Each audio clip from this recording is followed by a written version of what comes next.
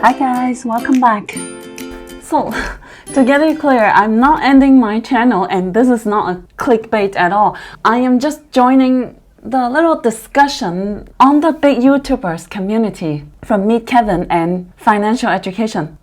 Yesterday, Meet Kevin posted a video that says ending my channel, and then later that day, Jeremy from Financial Education also posted the video that says ending my channel to respond to Kevin's. So if you have not watched these two videos, it's about Meet Kevin explaining more why he sold his stocks, even though a lot of followers or haters might keep criticizing that. And on the other hand, Jeremy is saying his opposing point of views. I personally find it quite entertaining to watch. That's why I want to share some of the highlights and share my own views on that. So you know that I have sold about half of my stocks back in December because I was speculating a bigger correction from the US market that would drive down everything. And also there are some signs I have observed back then and I share in my channels and videos multiple times, and I don't need to repeat.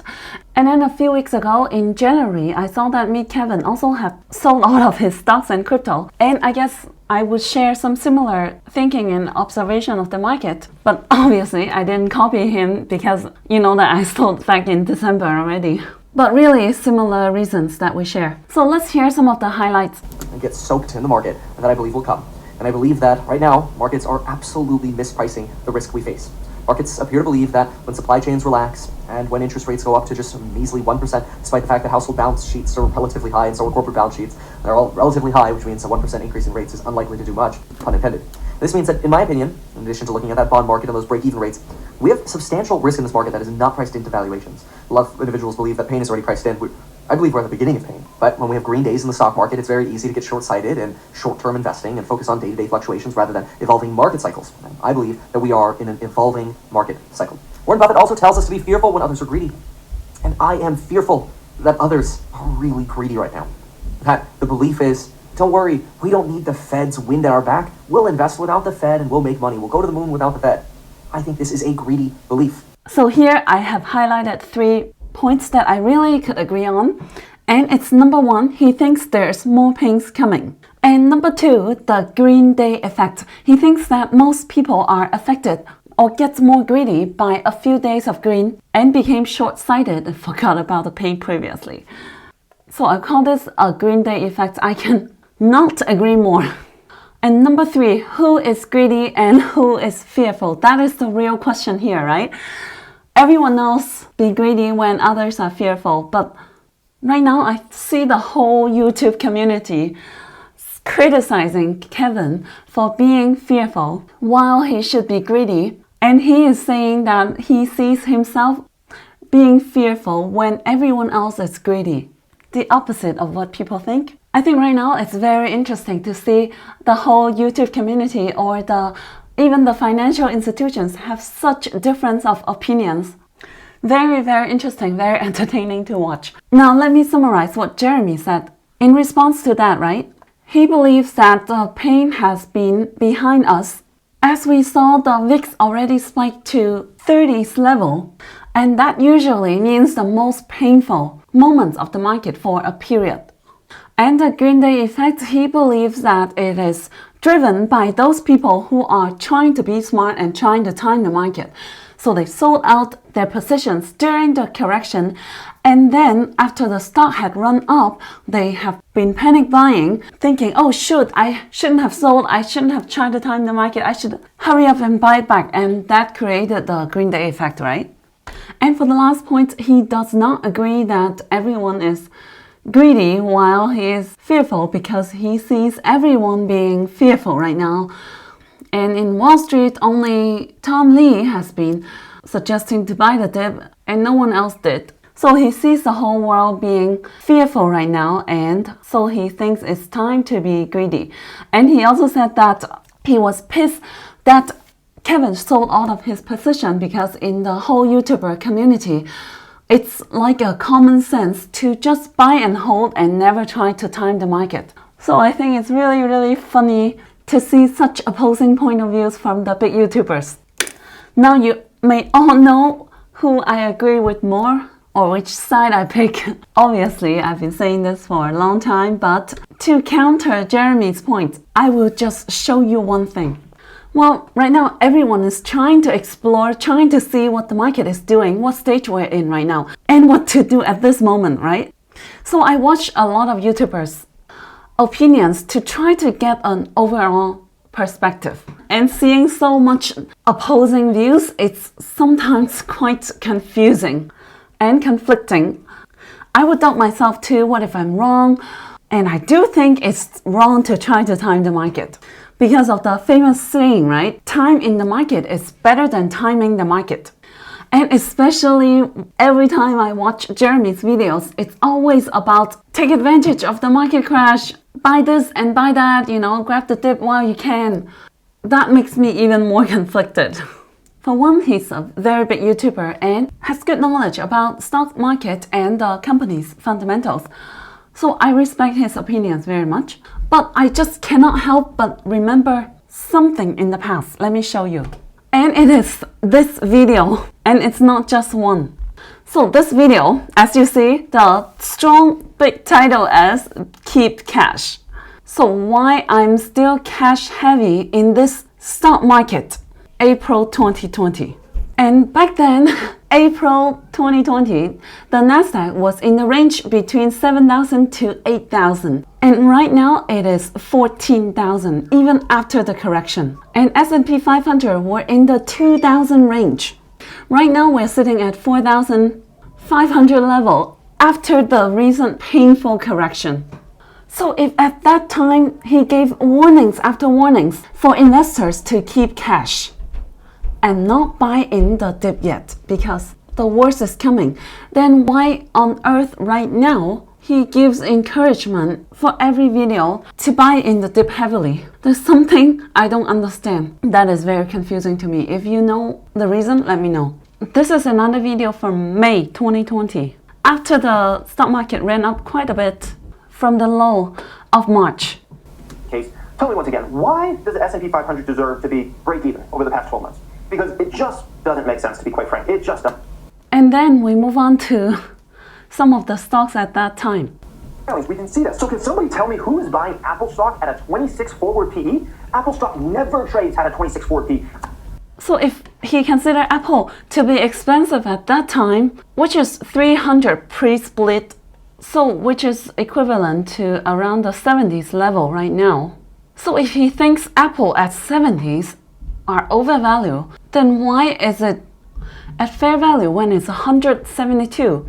If 26 for PE is too high, then why is the PE of 28 attractive at this moment then? Now let's look at another one, Shopify.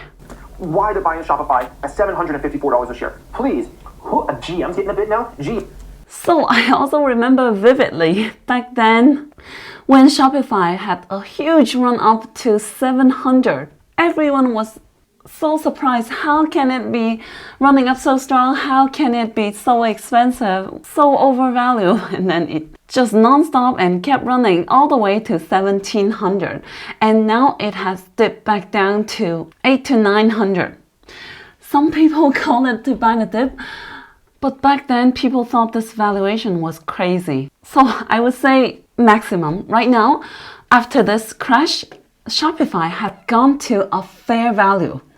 Is it insanely cheap? Well, I don't think it's cheap enough to be called a huge deal. PB ratio is still 9, near 10.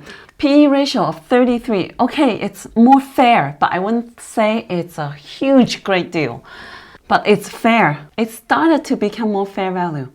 What I consider a great deal is something like Baidu and Alibaba, PB of 1, PE of 27 after a year of decline. Because 2021 was not a good market for the Chinese economy. The government was trying to deleverage, remove the margin. So of course the economy will slow down. This is what the US is going through right now. So for the PE to got higher in 2021, it would make sense. But the previous year was 16. And Alibaba PE of 18 previously, 14 the previous year, and PB ratio of 2. For a technology company, I would say that it's more of a deal than many of the US big techs that have gone down quite a lot but still has some risk going on if the market continue to remove margin or deleverage. So anyways, my point is that right now I'm confused and conflicted. Why did the whole YouTuber community calling out to buy and hold and not try to time the market, while a big YouTuber said it's extremely high valuation back then when S&P was at the 2000 level, but now constantly call out to buy in the dip at the 4000 level? I just don't get it. Maybe I'm missing something, maybe I'm wrong, maybe I should doubt myself. But back then, I did go all in at the end of March. If you are one of the early followers, you know that I cut loss of the blue chip at that time and switch all to the risky place like the recovery stocks. And on top of that, I added a lot more cash into the stock market at that time. I would consider then to be the fearful moment because the whole world were panicking and did not know what's gonna happen. A giant black swan comes out of nowhere that disturbed everybody's life. Why I was able to be greedy at that time is very simple. It's because of the Fed. The unlimited QE. This is the #1 driving force of the stock market for the past 2 years, I believe.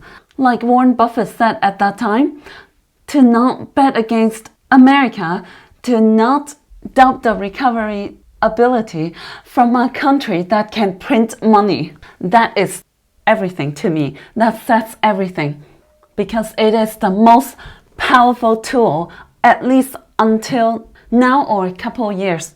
It's still the most powerful tool.